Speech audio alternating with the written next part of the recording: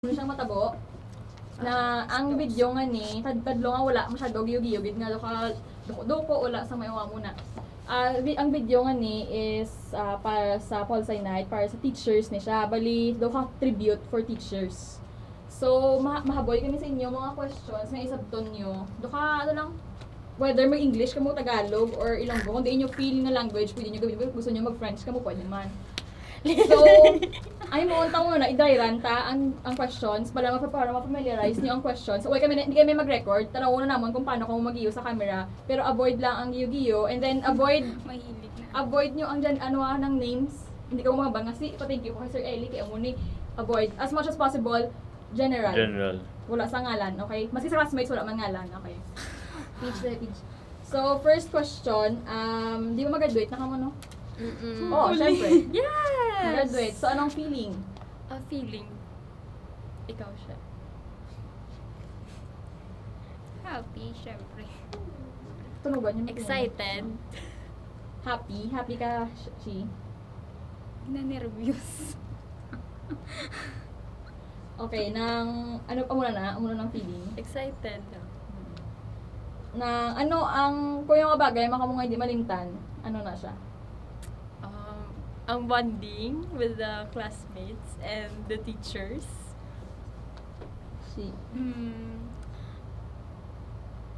Ang pag-fail ko sa mga subject ko.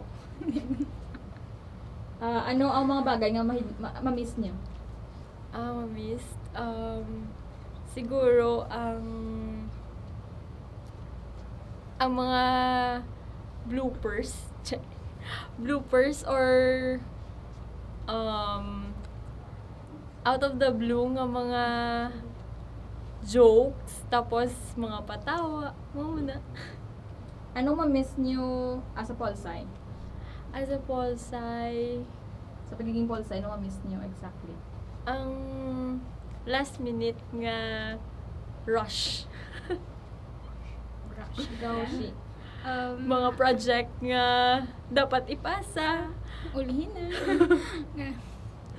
Mga, mapasa na ko tani, galing, wala pa galing. Mga una. Ang ma-miss niyo sa teachers? Ma-miss sa mga teachers, ang pagka-krung-krung, pagka super seryoso pero dugay-dugay, patawa na. Kag ang mga gapakulba nga mga teachers. Mga recitation. Ang mga Mga recitation, balahaw nga. Dugi na nervous nga. Hindi ko maanong feeling ng balahaw. Hindi natulog ka sa tanan. Kung may natunan ka mo sa 4 ka tuig, yung at sa Lasal, ano na siya? Know your responsibility as a student. Kag hindi lang bala nga masalig ka nga, mapasar ko na siya kay niyo gasulod ko permi. Tapos ang environment yun set. Ang natunan ko sa 4 ka tuig nga ari ko sa Lasal, respeto sa tao, dapat kabalo ka kung san o magseryoso kag san o ang joke. Kung example given by graduation, hindi na makita ang liwat ang mga teachers yung naging teacher niyo subong. Anong gusto niyo ihambal sa ila subong? Thank you for the advice nga ginatag niyo sa amon nga ginapush niyo kami nga may pagid bala nga may mahimo kami nga better pa wala nga naara pa sa mga capabilities namon nga dapat lipat ko. Ikaw na siya.